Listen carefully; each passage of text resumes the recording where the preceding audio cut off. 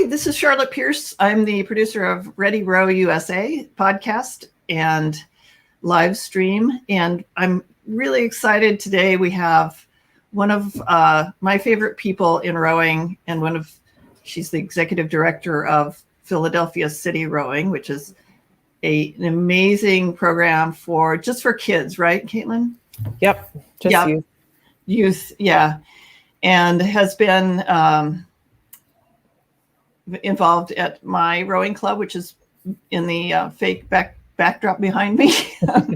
But let's turn to Caitlin and get a little sense. You have an event coming up that we want to promote. This is one of our first pop-up podcasts. We're doing these little bits to promote various things and grow the sport of rowing. So Caitlin, tell us a little bit about your background and the programs that you have at Philadelphia City Rowing, and I'll run our little slideshow up here. Sure. Thank you so much for having me today. I'm happy to be your pop-up guinea pig. Yes,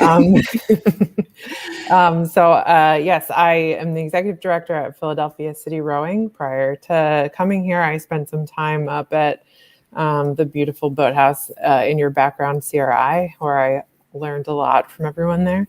So PCR, we are a high impact youth development organization here in Philadelphia. And we use the sport of rowing as a vehicle to empower students in the school district of Philadelphia specifically to reach their highest potential, both on and off the water.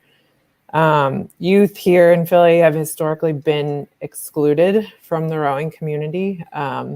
So up until PCR was formed in 2010, there were actually no public school students competing in the city championships that were taking place in their city. And up until how long ago? 2010. You're kidding. I guess it would have been 11 because that was the first season. Yeah, we raced in. So we try to break down the barriers of entry into the sport of rowing and provide access to an inclusive and holistic program for students in the district that kind of not only gives them a highly competitive rowing program that's kind of on par with their peers in kind of the wealthier school districts or private schools in the area, but also works to level the playing field in the classroom and provide them with resources that the school district can't offer. So we do academic support, SAT prep. We have a full-time guidance and college counselor who helps everybody with that side of things. We do an environmental education program, which we'll get to talk about later. And then we kind of provide all these other services like snacks, uniforms, transportation tokens, swim lessons, stuff like that, so that just the general cost of participating in a sport is not an added burden to the families. And do you have are parents involved in this, or do you have like other rowing clubs in the area that, like, I know sometimes at CRI the masters rowers will help with tutoring and stuff like that. I don't, so we get a lot of volunteers, but that is kind of one of those things that makes our funding model a little bit different. Our programs are completely free, so the kids don't pay anything. We don't receive any government funding. All of it's fundraised. And that, like at some of the other boathouses in the country who have programs, inclusive programs like PCR, like there are other programs that kind of are a source of revenue that can help offset the cost. We don't have that because we just have our public school kid program right now. And so we do get some tutors. We actually are working with UPenn right now to get their team is doing some tutoring with our kids. And we've had other members of different clubs in the city come in as tutors, volunteer coaches, that kind of stuff. And we have some pictures up here that your your colleague Maddie gave us, which is just wonderful. And this relates to your 10K challenge that's coming up, I think, right? Because the kids are aware, they're very environmentally conscious. Yeah. So we over the course of the 10 years that PCR has been in existence, like what we found is one of the biggest things that keeps kids involved is having a place-based connection to the river.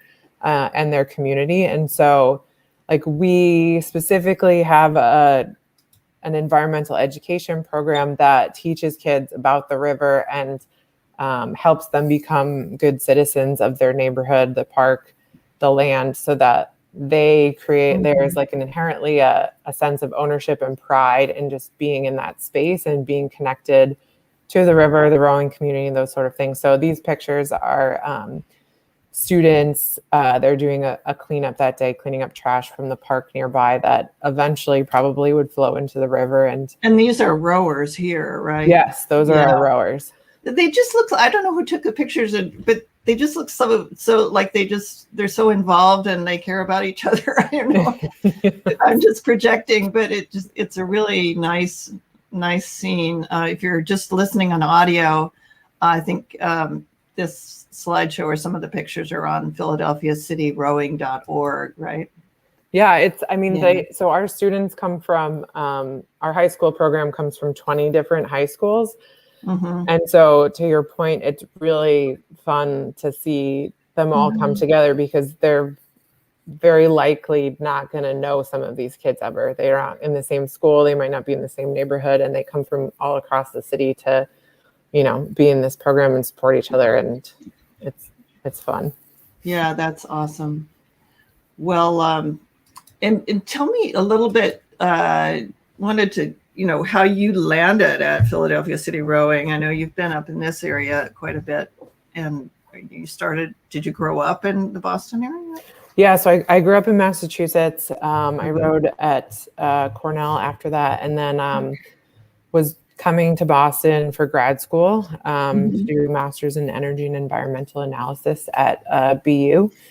And I was rowing out of Riverside at that time, so I knew Bruce Smith, who's the previous executive director at CRI, now at Hydro, very successful. So, I have one. Yeah, there you go. It keeps me motivated, I tell you. It's really nice. Yeah. So I knew Bruce from Riverside. He was coaching the high performance group there, and I had talked to him about coaching. And I ended up doing the IRL at CRI, which is their master's level coaching education program. In 2013, wasn't it? Yes, you're correct. 2013. And then I coached at Boston College and Simmons for a while I was doing fundraising for CRI for their Row Boston para and military program. And then I kind of took a short break to use my environmental science background and worked at Earthwatch for a year. And during that time, the posting for my current job came up at PCR, and I was like, well, darn, that's just, it's going to be right up there. Might as well try. I was telling you before, I was just reading through your bio, and it was like, this woman is never going to leave rowing again. It's so cool. It's great what you're doing there. And, I'm hoping to come down to the head of the Schuylkill this year, but we'll see if they have it. Yeah. So let's get into a little bit about, is there anything else you wanted to say about your programs and, before we get into the 10K challenge that's coming up? Oh, I'll just tell you, this morning was our first morning back on the water after 17 months. And so they're back. We haven't started taking a lot of new kids or doing a lot of recruiting, but if there's any Philly people listening, summer camps will be opening soon. And we hope students will be eager to get on the water. And are they in 8s and 4s and quads and all that now? Or? Yeah, so we're primarily in 8s. We're in, at the moment, because of COVID, we're in like some smaller groups, but everybody's in masks all the time, but we are rowing in bigger boats. Right. I know I just joined the board of the AB crew here in Spy Pond, and they're sticking with the small boats for spring. Yeah, we don't really have small boats, unfortunately. Yeah, they did big buy boats are bust. Yeah, no, you gotta work with what you have, because like at CRI, I loaned my boat out for their juniors program. They were taking groups of 8 with one coach, and I'm not sure. I think maybe by May they're planning on getting some of the bigger boats out. But anyway, you know, they borrowed a lot of the boats from the personal boat owners here. You know, so. Yeah. Let me get the why don't you prep the 10K challenge thing, and I will get it up on the screen share. So we are about to kick off our 3rd annual PCR 10K challenge. And it over the last 3 years, it's kind of become one of our bigger fundraisers and social media campaigns to help raise awareness and funding for our program. So it started in 2019. We received a $10,000 challenge grant from an anonymous donor. Yeah, I called it the traditional, but I didn't realize that was that new. But I guess now, in 3 years later, it's traditional. Yeah, it's going to be tradition, I guess. So we had received a challenge grant, and we were trying to think of ways to not only leverage the funds, but also kind of build a sense of community and support for our student athletes. So we were like just thinking of ideas, throwing them around. And I think the Ice Bucket Challenge had made like a revival that summer. And so we were like, you know what? Rowers, they like to exercise. Let's build off this framework. We're going to have them do something silly, similar to dumping a bucket of ice on their head and then challenging friends to do the same.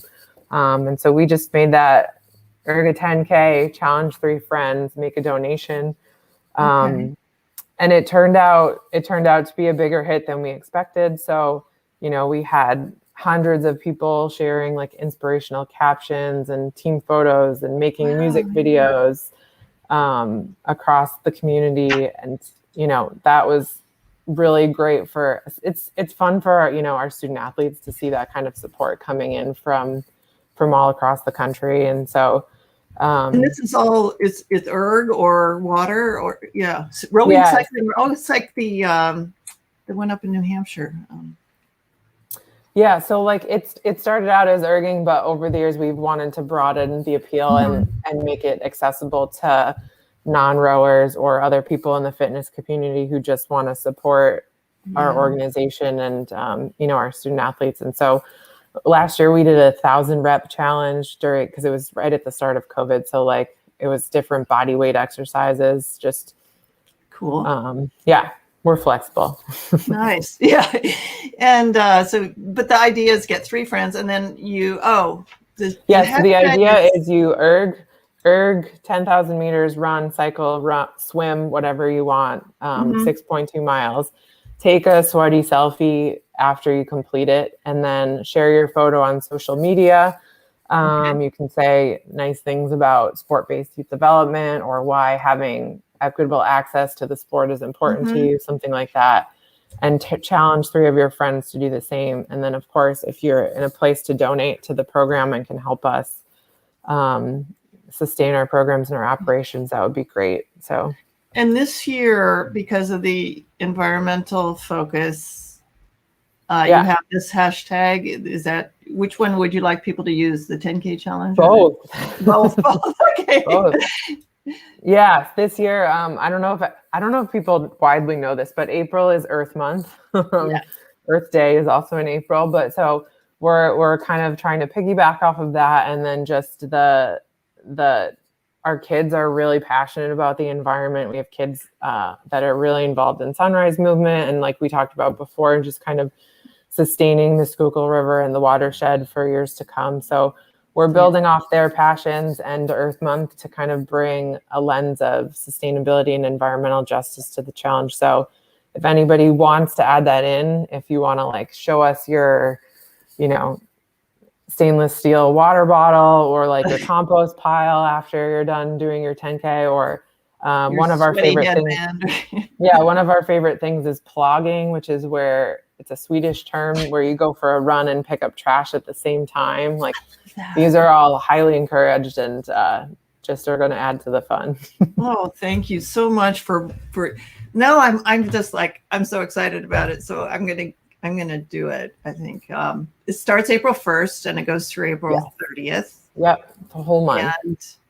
And so I just wanted to wrap up here. Is there anything else that you'd like us to talk about or that you'd like to say about Philadelphia City Rowing? And what you got planned for your 5-year plan? Oh, my 5-year plan. Yes, definitely.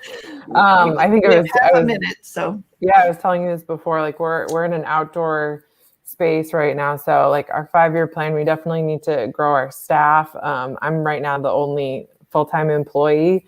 And so we serve 300 kids a year with one full-time employee. And so looking to grow that.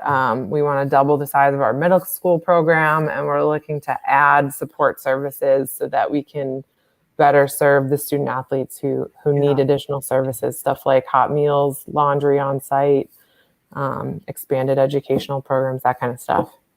That is amazing. I mean, for the, just to hear the staffing, you have a large voice, and you have a very incredible reputation out there. So yeah, I mean, more power to you, and anything we can do to help you, get the word out about your programs and plans, and, kids that if they want to come on and talk about what it's like to, cox an 8 on the Schuylkill River. I don't know, just let us know. I'm going to wrap up here, but my production company for the podcast is Pierce Press, and we always put a blog post up about our podcast. So that's Ready Row USA, Ready-Row-USA. And Caitlin, we just appreciate you so much. And thank you for having me. Let us know how we can help. Yeah. All right. Thank you. All right. Take care. Bye. Bye.